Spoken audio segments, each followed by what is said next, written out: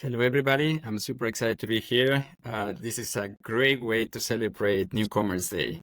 Today we have Elizabeth and Kritika, which are incredible human beings and amazing newcomers. So we're going to have a really good discussion. So let's just start with introducing ourselves. Kritika, would you like to introduce yourself? Sure, so I'll keep it short and sweet. I'm Hiccups and a communication specialist with over 8 years of experience in communication strategy and development, content writing and management, public relations, and stakeholder management. And my journey to Canada began in 2020, so I arrived in February 2020. And it's been an I think it's interesting breaking a little journey. bit. I hope you can hear me now. Yeah, and it's been an Yes, we can interesting hear you. journey full of challenges and some fears and also a lot of learning. And I'm sure a lot of us are still learning. And I'm very excited to be part of the session today. And hopefully we'll get to share and discuss a lot of new perspectives. I love that. For sure. We're super excited too. What about you, Elizabeth? Yeah, my name is Elizabeth. I'm super excited to be here today. So my story begins that I actually moved to Canada 10 years ago by myself from Barcelona to Toronto. And I actually moved to Calgary 3 months ago. So I can say that I'm a newcomer again in a new province in Canada. So that's been very exciting for me as well. So I'm a senior UX designer and I've been in this field for more than 10 years. And I actually, one of the things that I started doing when I moved to Canada, because it was very challenging for me, it was really taking care of my mental health. So I've been practicing yoga meditation since then, and I've been also guiding newcomers into their well-being as well.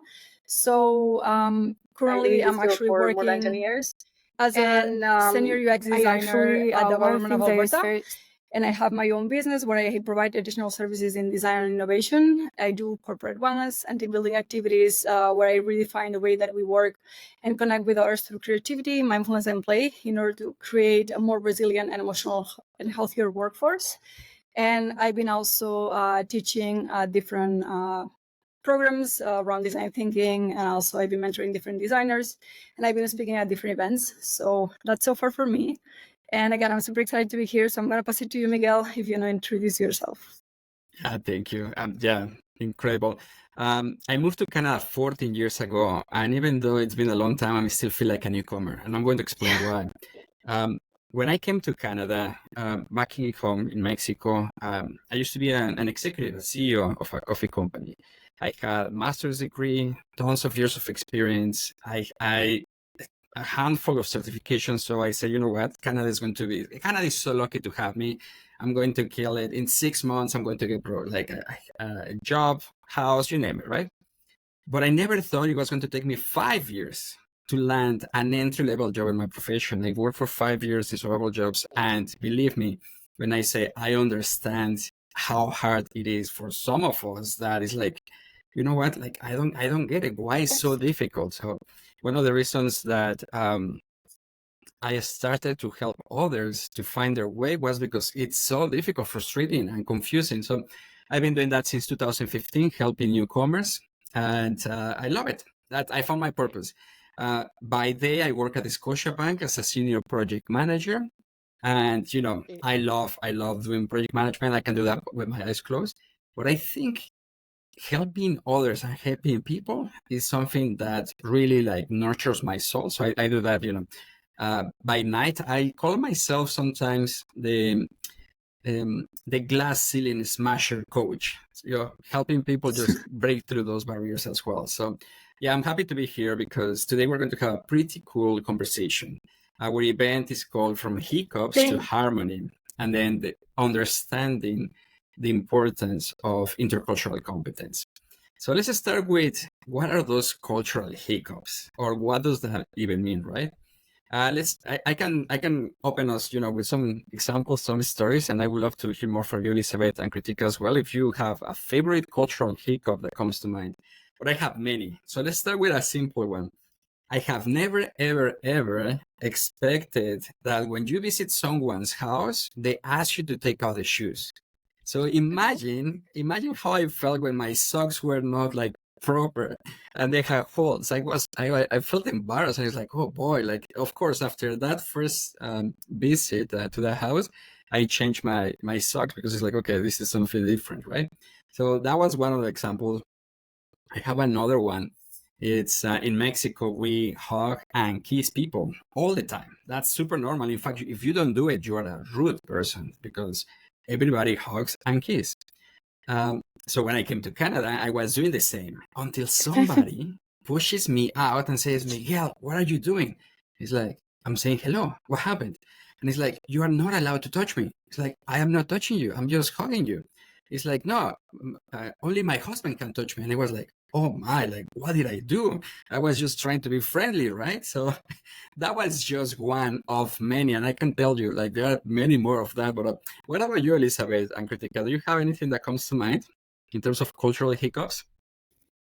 I can actually share. So I can totally relate with the hugging part because I still nowadays feel that sometimes when I meet people, I'm kind of dancing. It's like, I don't know if I need to just hug or like say hi or like what I need to do, because obviously it's very different depending on the cultural background. So, but it's still okay. I think we always manage to get that right. And one of the things that actually stood out to me when I moved to Canada was that in Toronto specifically, people say sorry a lot. And I even found a coffee shop, because I love coffee, that I don't know if it exists nowadays, but it was called Sorry. And I was not getting that. I was like, why people just keep telling sorry all the time? And it's because in Toronto especially, and I believe in Canada in general, people are very polite. And even if you pass or you want to open a door or anything, they keep always saying sorry. And eventually you actually do the same. So yeah, that was something that it caught my attention a lot. What about you, Kritika? Yes. So interestingly enough, Miguel, in my culture, it is not, I wouldn't say common, but a lot of people do take off their shoes. So that wasn't a big surprise for me, interestingly enough. But what was the small talk part. I think the only time I ever, in my home country before I moved to Canada, the only time I ever engaged in small talk was if I knew my neighbors really well, or if I knew a friend really well, or perhaps someone I was very close to at work. But I wouldn't be making small talk with everybody, so I wasn't quite used to how to start that conversation with my supervisor here in Canada. So that was, I wouldn't say amusing, it was just something very different. I thought you just put your head down, get to work, get the job done, go home. No need to small talk, only if I really need to. Although I am part of the communications industry, so it was very interesting to me that small talk is such a big part of Canadian culture overall, and also when it comes to business communication at the workplace. So that's something I had to kind of learn to do more actively. And also there are a lot of instances that they were talking about Canadian pop culture or sports, and my first week I had no idea what the team was talking about. So that's something I have to really make an effort to learn. But the good thing is that, there's always room to learn as well. Yeah. I love that because, communication. Oh, please don't get me even started. I have so many to share as well. One that comes to mind was when my manager said, like, Miguel, I can notice your fragrance. And I was like, wow, that means that she likes it. So the next day I put more because, it was like good. And then, of course, what happened is like, she asked me to leave the office. And it was like, what happened? It's like, well, this is a fragrance-free environment because there are people that are allergic to it. And it's like, oh, I was not aware. So again, another one in terms of like, I'm very used to a very direct style of conversation or communication where it's like, Miguel, don't use perfume or fragrance because, it's a problem. But no, here it's like very indirect. I have another example, even from my wife. It's like asking me, when she says like, Miguel, would you like to take out the garbage tonight? And it's like, you know what? No, I prefer to watch TV. Thank you. So, but guess what? It was not a question. She gets mad, right? And it was this, of course, like, but it's the same with managers that I had before. It's like, hey, this is a great report, Miguel. Thank you so much for preparing this dashboard. It's amazing. It's like, oh, thank you so much. What are your thoughts about changing this section? And it's like, well, you just said that it's great. why bother? Like, let's not change it, right? So it's like, and then they get upset, like, okay, just tell me, change it, and I will change it, right? But what about you, Kritika or Elizabeth? Like, any more ideas on like communication and how different it is from where you were? Yes, so I can share my experience. So, because I just wanted to check if there's no other background noise from my end. It's just because it's very hot here and I have the fans on full blast. So hopefully I'm It's fine. audible I think enough. It's good. it's Okay. fine. Yeah. And you mentioned about when your wife was asking you something and it wasn't really a question. So oftentimes, I think we discussed this on one of our calls previously. Someone asked me, "How are you?" And I said, "Good. How are you?" But they've already walked off, so that was something I wasn't quite used to. I was expecting an answer. Something else I believe I learned on the job, and I'm very grateful. The first person actually who really mentored me was my supervisor at my first job in Canada. She didn't need to, but she really took the time to help me understand certain phrases and just the way emails are written and the way conversations happen at a workplace. Like, I can give my example. We have a very formal way of writing in India, so you would say "dear sir" and things like "kindly send this document the earliest possible," but these are just words that don't exist in a lot of Canadian workplaces. So that was definitely one of the things I really had to try and unlearn because it was an automatic thing. I would write kindly, and my supervisor would respond saying, you don't have to write it. We don't use it." And she also took the time to help me understand the Canadian style book. So because I'm in the communications industry, I started to read it, but really I got the practical experience at work. So I was kind of thrown into it. So it's not like I didn't have a choice, but I think often she finds the way I phrase emails amusing. So it might have been amusing to her because I think, and I'm not sure about you and Elizabeth, but something I used to do with my clients in India was have a really large context to each email before I get into the actual issue. But in Canadian culture, it's just whatever, Straightforward. whatever you're discussing up front, and you don't have to make it all long and elaborate. So what about Elizabeth? What about you and Miguel? Have you experienced something like this? I can totally relate. And I feel like the way that Canadian approach to actually when entering to a new business, I think it's really good to actually the power of networking and meeting new people. I think that's very powerful as well. And how you approach new job positions from a place of curiosity, really just not sending a resume, but at the same time, before you send a resume, really get familiar with what is the company, even reaching out maybe to a manager and just have a talk about understanding basically what they do, not so much about the job, but like what they do, how is the company, like different things related to the company itself. So it's definitely very different the way that you have to approach businesses and the way that you have to communicate. And although I think this applies to everyone, like sometimes you take for granted that you are going to know exactly what to do when you move to a new country. And the reality that is that when you arrive, it really hits you. And then you have to relearn a lot of things, a lot of ways on how you have to approach different aspects. So yeah, definitely I've been going through all the things that we've been sharing so far. And I think, I love this conversation so much. And I wish I had this when I came to Canada because Yeah.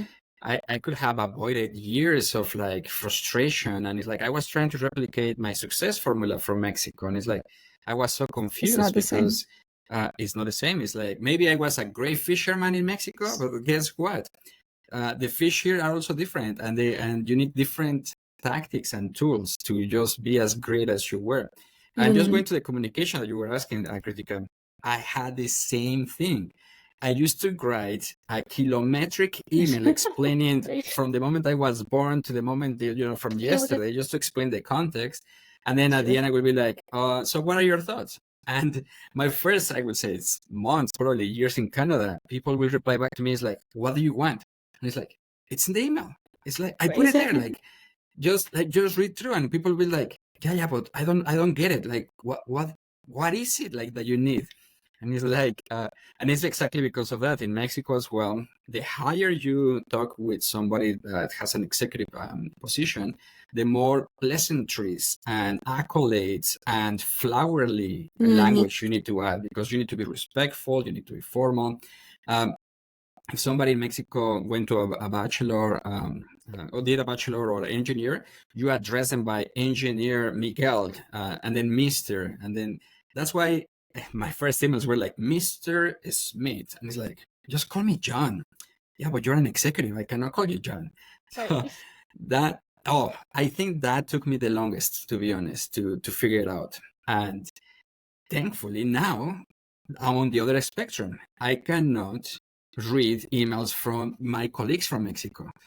Isn't that crazy that my mindset has been now rewired to, it's That's like, true. okay, what do you want? So now I Yeah. find myself like on the other side of the equation, say like, just tell me in one line, what do you need? And I will reply back. Sometimes like it's so to the point that it's like, that is very interesting, very different. So with all of this, I can bet that, frustration, confusion, anger, sadness comes along. So mental health, it's a huge, huge topic. And we have a mental health expert here. So Elizabeth, tell us more about it.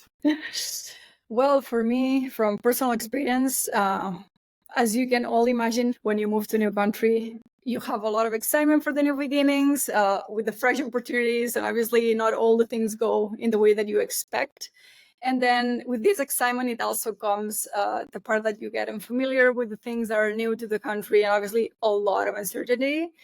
And this is very hard because you start at the beginning, it's probably very exciting, but then you start missing a lot of your family. You miss the way that you probably used to do things, and this really affects your mental health. That's why it's very crucial, because when moving to a new country, things that I was experiencing is that although I was really excited about the situation and the new beginnings, I was really stressed about the whole situation, because it's a lot of things that you have to actually learn and adjust. And obviously it's a new culture, then you feel homesick, you have a roller coaster of emotions. And for me especially, I guess moving alone, it was even harder. So the things that I started doing was to start practicing yoga and meditation. This was really, really good for my mental and also my physical health. This was creating for me a space where I could just be silent, focus on myself, focus on my breathing, and really be fully present in the middle of the chaos that I was experiencing. So this eventually transformed in myself going to the classes, connecting with other people that they were experiencing the same and going through similar challenges, because at the end of the day, we all want to belong to a place. And that is starting creating a sense of community and belonging as well, and not feeling so lonely, because loneliness is something that really hits you when you move to a new country. And although it may seem easy and people really don't tell you all these things on how to get prepared emotionally, it's hard. So it's like, what can I do to basically take care of my mental health, to really be feel more balanced in my daily things that I need to do, obviously at the beginning, adjusting to a new country. And obviously that's something that is going to work like forever, like obviously taking care of your emotions, taking care of your well-being. For the same sake of you, Miguel, since you found your purpose, obviously really helping others in their careers, and here in Canada, for me, it's been really rewarding as well to actually support people with yoga and meditation. I became a yoga instructor. So that's something that for me, it's been giving back to newcomers to Canada to actually get the support that I didn't have when I moved to Canada. So it's definitely super important to take care of your mental health and physical well-being. And I actually would like to hear your experiences because I think that's such an important topic that sometimes we really don't talk about much. And when you move to a new country, you feel so vulnerable, and your confidence also goes down because you feel so lost. That is like, how do you take care of all these emotions? How do you ask for help is really important. How can you increase your confidence in just taking yourself to the world, to this new country, to really be where you were when you were at your home place, basically, because obviously it takes time. It took me time as well to actually be at the place that I wanted to be. But yeah, here we are just sharing our experiences. So I would love to hear about your stories as well. Miguel, What would about you, you like Kritika? to? Oh yeah, I have Sure. so much to say. Oh I can yeah. start. Can keep it short.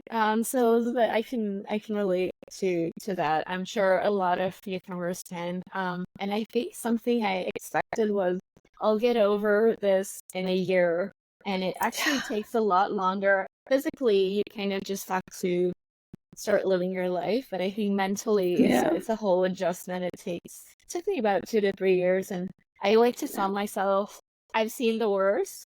And I say this because my first year in Canada was the first year of the pandemic.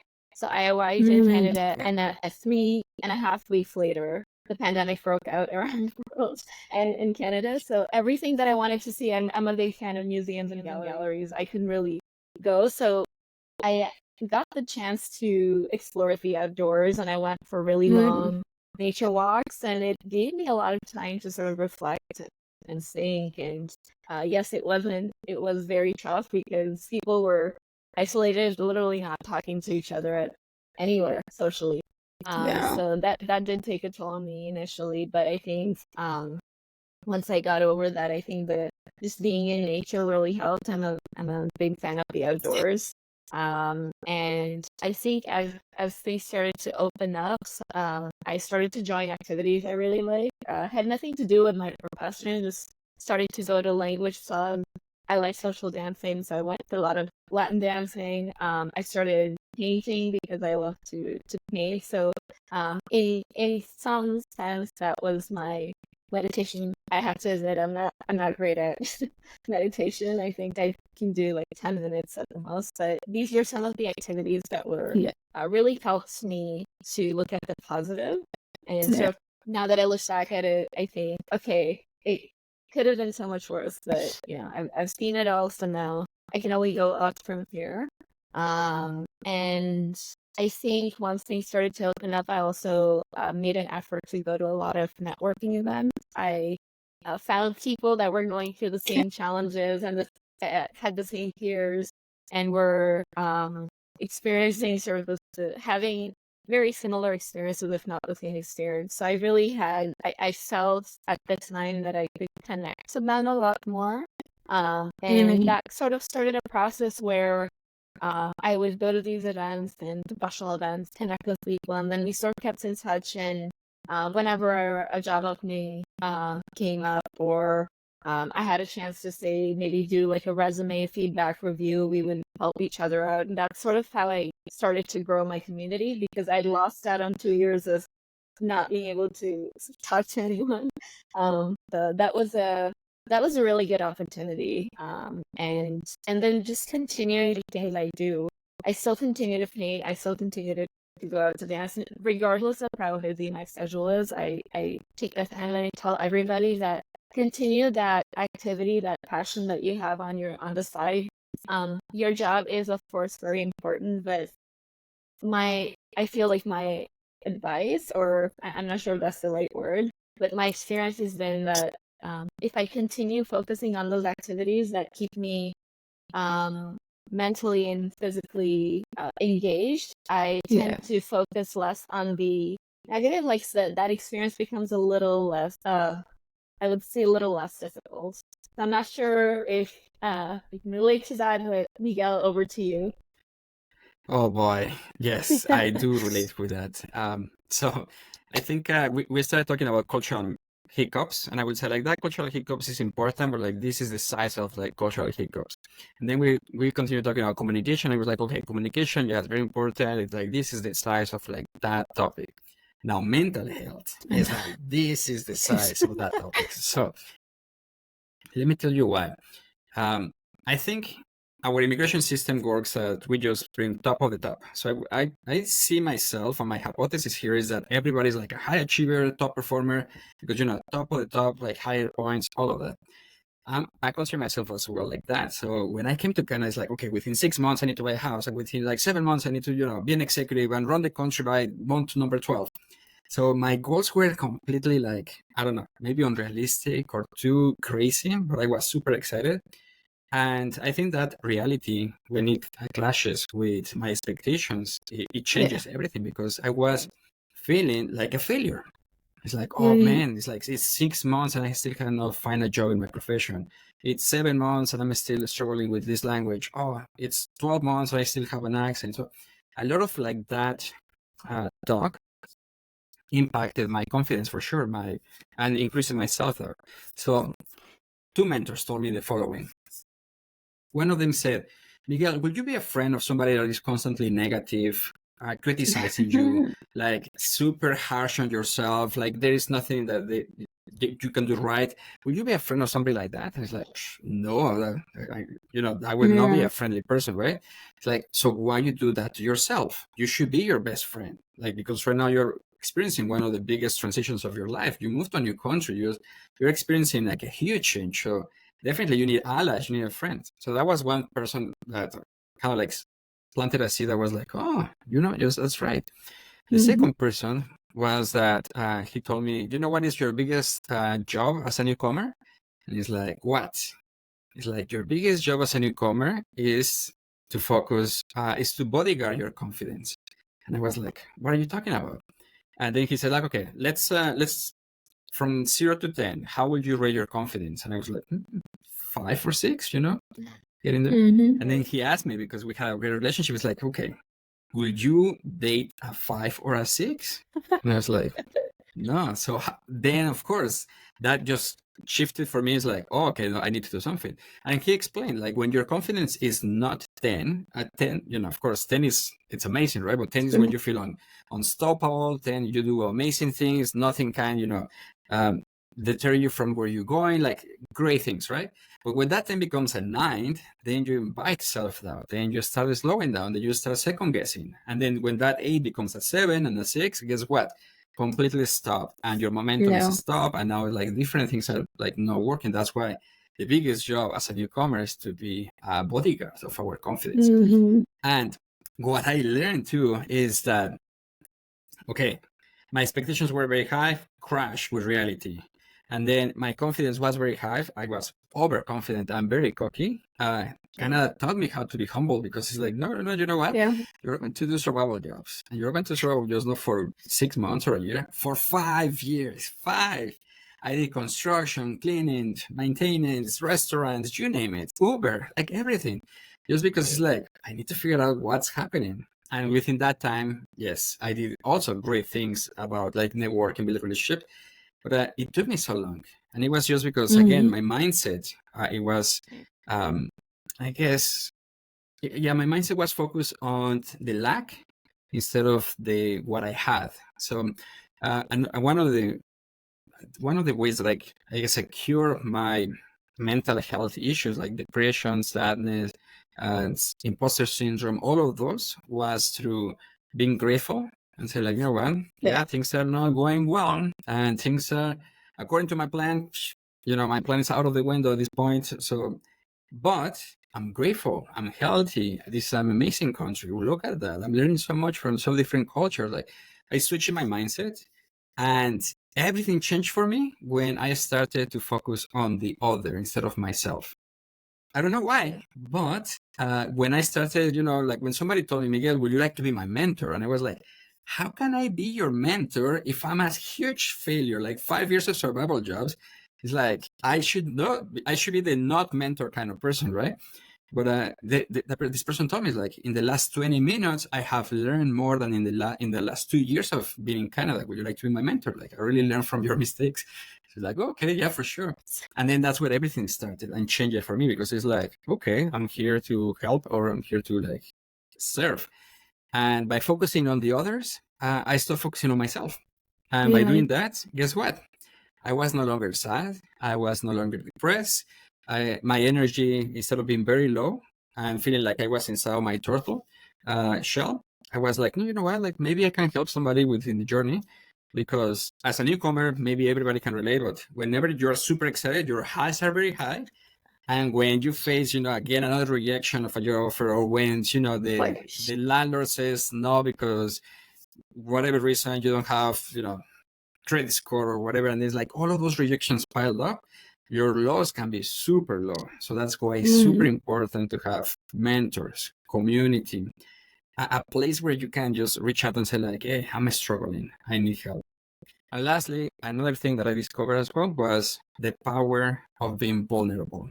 I come from a culture where being vulnerable, it's seen as a weakness. Like, men don't cry. You need to be strong. It's like everybody. It's funny because my first years, people will ask me, "How are you doing?" "Oh, I'm doing amazing." Fine. Even though I was, maybe cleaning toilets at night or whatever. Like, oh no, everything's perfect. No, things are good, right? But then the moment that I started shifting my mindset into like, you know what, I'm actually not doing that great. Like, I don't know what's wrong, or I don't think what's happening, or things started to change because now mentors and people would be like, oh, okay, you know what, I can relate. I experienced something similar. Here are some tips and tricks. And things change. So vulnerability is a superpower. And we can talk about this for an hour, but let's keep it short in a way. But so again, we talk about cultural hiccups, communication, mental health. And now I think the biggest of all the topics is how all of these impact our careers. So what are your thoughts, Elizabeth and Kritika, of like career-wise? Did everything go according to plan? Let's start with that question. I can go. My answer is no. I think when you move to a new country, you have very high expectations. We've been talking about that. And when you actually come, reality is very different. So for me, speaking from my experience, I found that I was really meeting a new me for all the challenges that you are going through. Vulnerability was key for me as well, like reaching out to people, explaining what you are going through. And then you realize that when you share your story, other people also share your story with you. And that's very beautiful because then you can support each other. And having that support network is very important. So for me, when I moved here, same thing as you, I was having very high expectations. Canada has a lot of jobs. I was like, I'm gonna nail it. I'm gonna just find a job in my field. Obviously, my English at the time was not really good, so I still had to improve my level English, which again, this also makes you feel that maybe your confidence goes down because you cannot communicate properly. That's very hard. And then sometimes you feel rejected because of your communication style, because you're not like a super pro in English. So obviously those are different things that is like, oh my gosh. So you hit those really lower points in life. And then for me, every time I go to a lower point, I remind myself that when you go that low, you cannot go lower. So the only way to go is actually push yourself up and just do what it takes to actually rebalance yourself. And obviously it's like doing all the things that we said. Like for me, yoga and meditation helped me a lot, but it was not only that, it was also surrounding myself in nature, really meeting people to get connected, to share what we are going through, to support each other, to do activities that really fulfill our joy. And it took me a few months as well to actually get a job in my field. I started at restaurants as well. But honestly, I have to say that I enjoyed that. It gave me the opportunity to see life from a different lens. So for me, moving to a new country, obviously you go through challenges, but this gives you a lot of resilience and you can see what you are capable of. And then it connects you with different people. And for me, being in a country that has so many different cultural backgrounds, for me, I really appreciated that. I was like, how lucky I am to be able to meet so many people from so many different parts of the world and learn so many things. And just be at different situations at different times. I believe everything happens for a reason, and I believe you're at the place that you need to be to learn something at that point. And then eventually I got a job in my field. Things started to go better, but it's still like, for me, I feel like, because obviously immigration, you have to go through a different process. Immigration is also very hard. So I can say that it took me kind of around 3 years to say, okay, I still feel like I'm starting to belong to this place. And now that I actually moved to Calgary, which is still Canada, but it's a new province, it operates completely different. So it's the same. I actually took for granted that moving to Alberta maybe it could be the same. I already have the knowledge. It's been 10 years. And I have to say that it's not. Like, every place teaches you different things. People are different. The way that things are operating are different. So I'm again kind of navigating the curve of being a newcomer. Obviously, it's different because it's been 10 years since I'm in Canada. I already have the knowledge. I've been learning a lot along the way. So obviously, yeah, it's a different experience for sure. But I can say in like, in a nutshell, obviously you're not gonna ever experience what you think you're gonna experience. So it's like dealing with uncertainty all the time and just knowing how to navigate that. So yeah. Exactly. It's like it's a beautiful struggle. It is. What Yeah. about you, Kritika? Yes, I think everything that you, Miguel, and Elizabeth just mentioned, I'm thinking about all those times. Certainly wasn't easy. Like with the I thought, okay, I have this, I'm very experienced, and just seem to get a job right away. And then for me, also the pandemic happened. So at the time, there was all this talk about layoffs, and I started to feel a little low at that time, but I kind of just powered through. And then I did end up getting a job in my history. Although the difference was that I kind of had to start from scratch. And that was mostly because as a newcomer and an immigrant, you're looking to start somewhere. You're looking to get your foot in the door. So for me, this was my opportunity. So something positive about it was that initially I wasn't finding the experience very positive. So then I had a phone call with my friend from school, and she said, you can, I'm empathetic towards your experience. Like, I understand this must be very challenging. But she said, have you ever thought about how you lived many lifetimes in the same lifetime? Like, have you ever thought of that perspective? Because like each change and each furlough is like a lifetime, and I never sort of thought about it that way. I was looking at it as all these problems and how annoying they are, and then I started to actually look at it that way, and it really helped me shape my perspective. And then I started to look at things differently. Of course, the journey wasn't easy, and still kind of my career is still in transition now after 3 years of working in public relations in Canada and sort of like changing direction. But I started to look at all those learnings as something positive. I think I haven't started my first job where I did. I started off as a contractor. I'm not really a permanent staff, but I learned so much from my supervisor. She took the time out to teach me about Canadian business communication. Like, no one would have done that. They would have just expected me to know, because what they see is, well, you're a manager, we're looking to move you up to senior manager, so naturally you should know, how to, something as basic as like how you would phrase an email to a client, and clients here are very different to clients say we're working in India. So she really took the time out. So I started to sort of like journal. I don't know if this is something everybody does. I started to do this. I started to note like 3 things that went well, because of course they were not really very great initially with the pandemic and just feeling very low.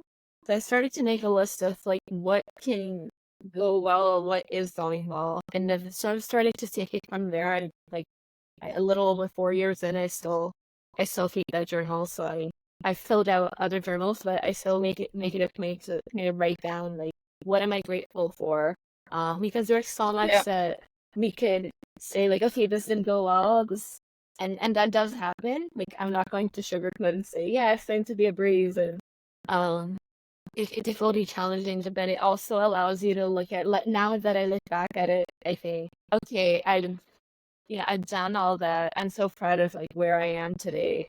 And along the way, obviously, I met, I'm grateful now that I have a mentor as well. I think that's really important. She really helped me shape my confidence further. She would tell me her experience, and she's an immigrant to Canada, professional to Canada as well. She told me, Kritika, you're not the only person. Like, I've gone through something very similar. And so when I heard her perspective, because I thought, oh, she's still experienced, like she's at a senior position, she might have just kind of like come to Canada, found a great job, and she said, no, like we've all had very similar challenges. So those challenges kind of helped me connect to so many people, and we've been helping each other out as much as possible. And I think that kind of, like you said, the impulse to build a community, and it's kind of a safe space as well where you can share without the fear of judgment, because that's something I felt too. I was saying, oh, I shouldn't ask for help. And kind of that kind of person. I don't like asking for help. And I also come from a work culture from, my parents' home country where you're not supposed to. You're just supposed to figure it out. And so that was something that was very challenging to me, that I realized in the process of building a safe space in a community, I found that I can be vulnerable, I can share. And in fact, when I do share, I get positive energy and positive feedback in return. It's never like, okay, that fear that I had of being judged sort of went out the door. So I do agree that it takes time, but building a community is so important, because when you're feeling low, you can, even if it's nothing about your job, you can still just take a moment to share how you're feeling. Yeah, I I love that. actually, I would like to add something. I love what you shared, and things that I was always saying and I was sharing to my friends is that I feel like every time I actually visit my family in my homeland and then I come back, it feels like starting a new chapter in Canada, because obviously it's like different times, different moments of different things. And speaking to mentorship, Miguel, you were saying, oh, how could I be your mentor? But I do believe that when you actually get mentors that are been in the situation that you've been before, that you are experiencing, basically, everything comes down to empathy. So the greatest person that is going to be able to guide you is a person that has been there before you. And that's really precious, because you are feeling understood. You're feeling that that person can be in the same position as you. And then the guidance that you get is obviously completely positive. And yeah, one of the things that I actually did in terms of accomplishing things or really starting to believe in myself, I'm in the creative space and I love post-it notes. So I always use post-it notes for everything. So the same way that you are having a journal, Kritika, I do have journals every time. I love writing, just bringing my thoughts there, just getting things out of my mind. But things that really helped me at the beginning when I moved to Canada was really writing down on post-it notes things that I wanted to accomplish. So my walls at home were full of different color post-it notes, but writing things down in a sense as if they have been happened already. So I would wake up every morning, just read that out loud. It's like, I have accomplished that. And believe it or not, it was happening, because it was what was giving me the strength to really accomplish a goal. And also it's visually, so it's a way that you retain more information and a way to believe in things. So at the end of the day, I feel like an advice that I would say for people who move to new countries, don't look at the short term, because this can be very overwhelming. It's more about what are the things that you can focus you today, baby steps that are going to help you to actually reach out to the next step, and then thinking more on a long-term goal.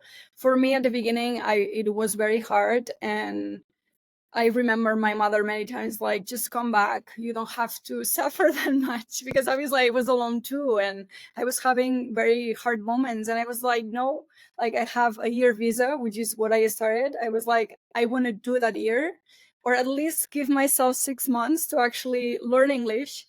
And then if after this year it doesn't go well, okay, at least I'm going to accomplish what I initially said that I could accomplish. And yeah, everything started to just going better. But what I mean is, again, don't focus on the short term. Just build the confidence, build the strength, and just surround yourself with people that are gonna be there for you, and just keep going. Yeah. I love that. I think the common denominator of what we have been discussing is that immigrating to a new country is a mental game.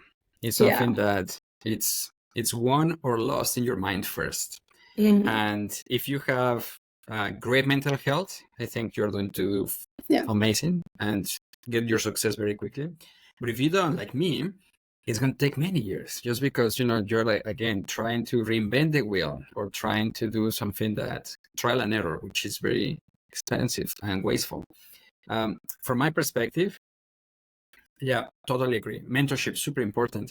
But interesting, I come from a culture where it's like, we don't have mentors in Mexico. We have friends and colleagues and professionals. And, maybe now it's like a more common term, but before it was like a mentor. And then, of course, again, my cultural background is like, somebody wants to help me. There is something fishy about it. I don't trust it. Maybe, no, you know what? I'm not going to do it because they're going to do something. My mindset was like that because, of course, like, yes, I come from a place where you need to be very, very, like, hyper attentive to, like, everything just to see, like, okay, where's it coming from? But it took me 3 years to finally trust the process, trust the mentors. And it was amazing. I became addicted. I became like, wow, this is incredible. Like, I can tap into somebody's experience, background, sometimes even connections. So it was like, wow, this is awesome. And I remember one conversation I had with a mentor. I was super negative. It's like, you know what? This is a systemic issue, like discrimination here. I'm super upset. Like, what is this Canadian experience nonsense?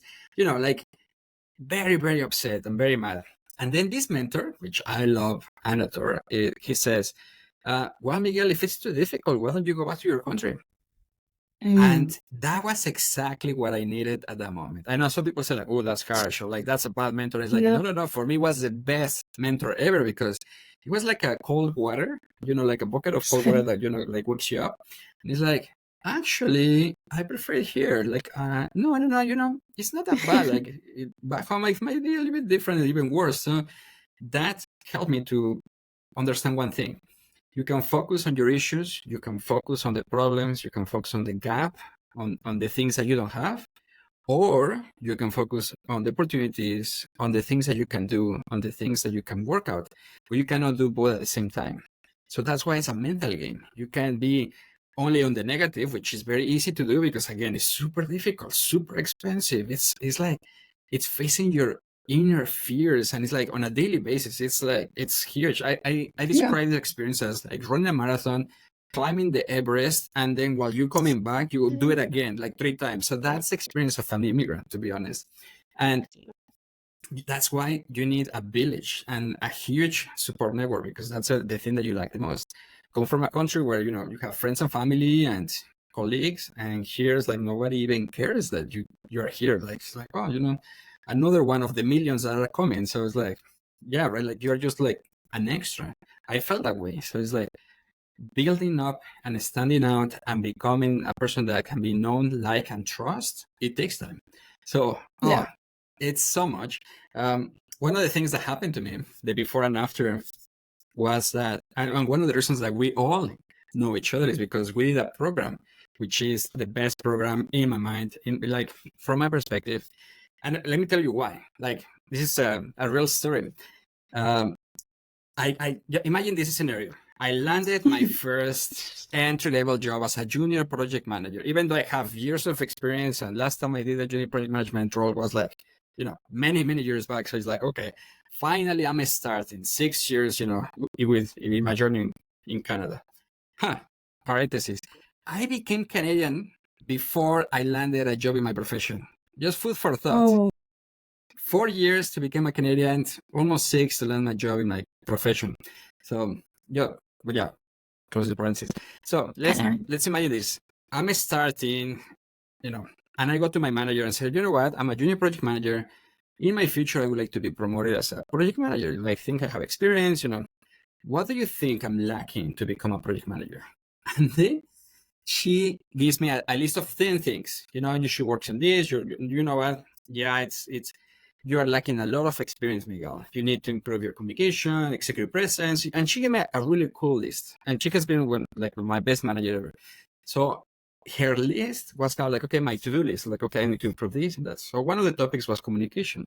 And then I said, you know what? To my manager, it's like, there is this program at Rodman within the Intercultural Skills Lab called Business Edge. You know what? I think is something that could help you. And she's like, yeah, go for it.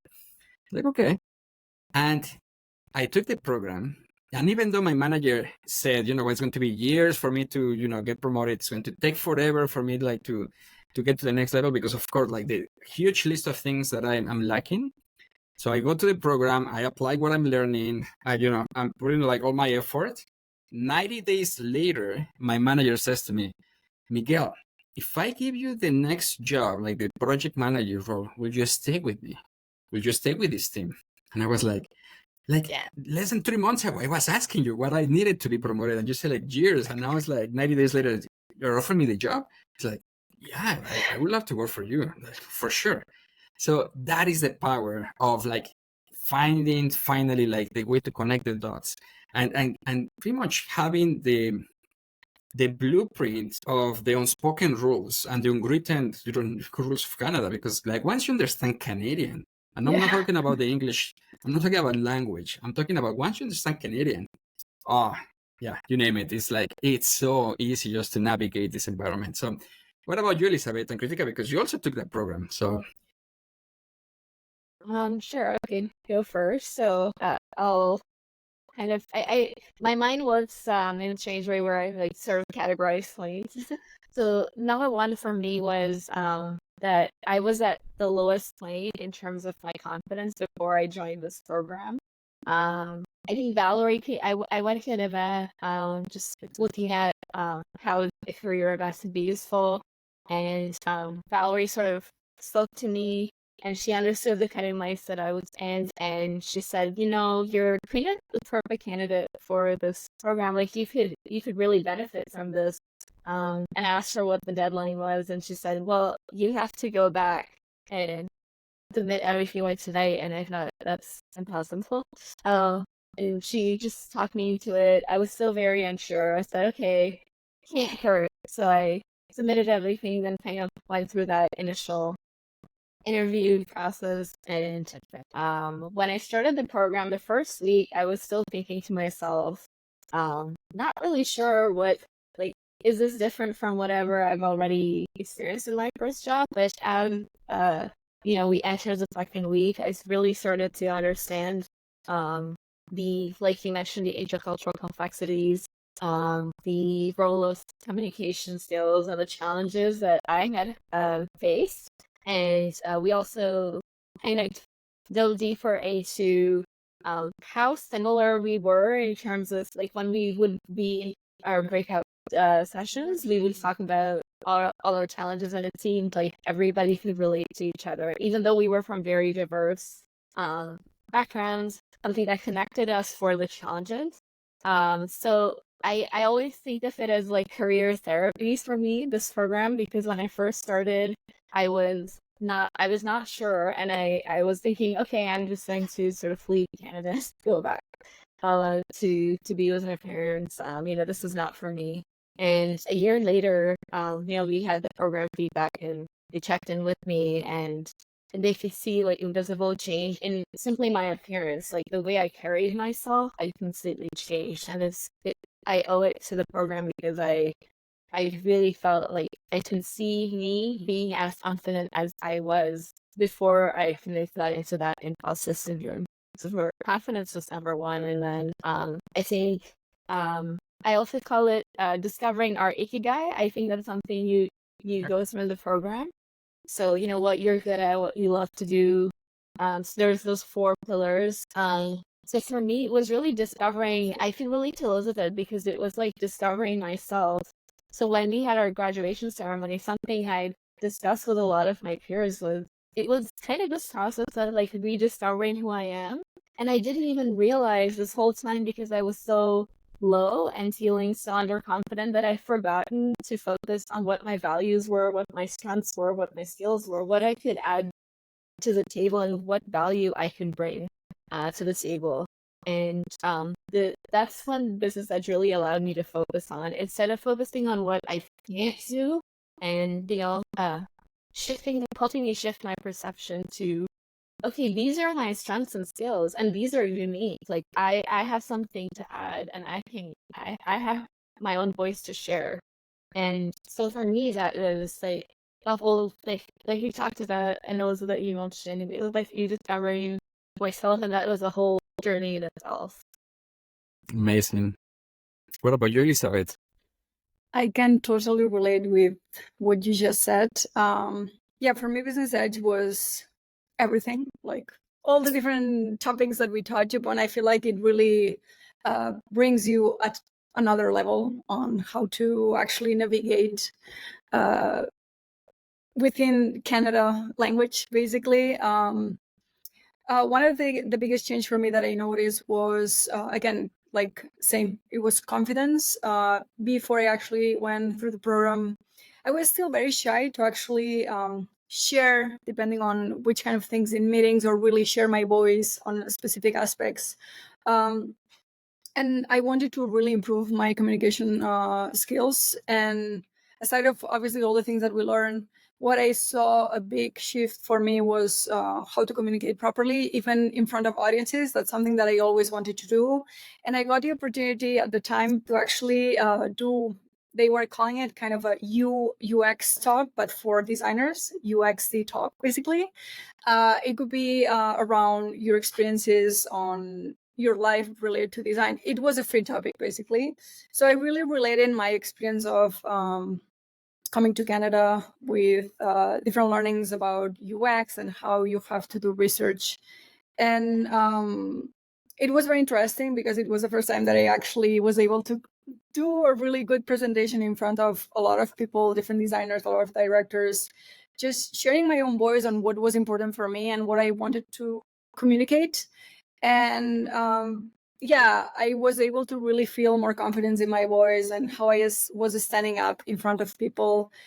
And I think that was really key for me. And at the same time, one of the things I realized being in the program, initially, again, I was not really sure. It was like, I feel like that's the right program. That's why I obviously joined. Although I was like, I'm not sure exactly how things are going to go because you always explore. And I remember the day that we started just going to classes and learning things. I was like, I have more cultural shock than I thought I had. Because obviously for me, when I joined the program, it was already a few years that I was there in Canada. And I was like, oh my gosh, I'm learning so many different things that I wish I'd learned at the beginning, which were key for me to actually step up.